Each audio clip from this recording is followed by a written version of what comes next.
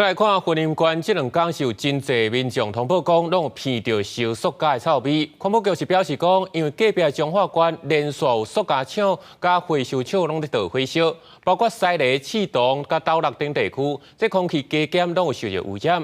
嘛提醒民众出门要挂水暗，做好防护。一载民众来到西螺体风运动，嘛是持续闻到空气中充满烧塑胶的味。有民众表示，安尼情况已经持续第2天。 闻到味道是怎样？都塑胶的味道啊！烧塑胶呀？对呀。会觉得受不了吗？不爽快，就是烧东西臭臭的、啊，对，然后有很像烧垃圾的味道。不止云林西螺有民众通报，包括后尾、启东和斗六地区，拢有人闻到臭味。对此，云林县环保局表示，是这2天彰化陆续几件工厂火烧事件。 有明显的烟尘往云林飞过来，受影响。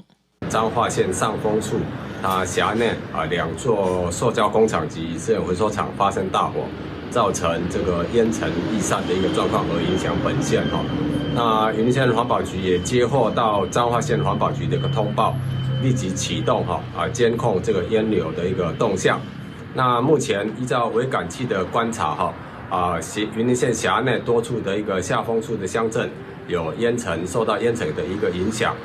云林县环保局表示，6号上午，云林县辖内环境的风场偏东风，台湾西半边扩散条加歹，污染物容易累积，云县内空气品质达到预警初级等级，嘛希望民众避免户外活动，加强喘气防护。公司新闻王伟雄云林报道。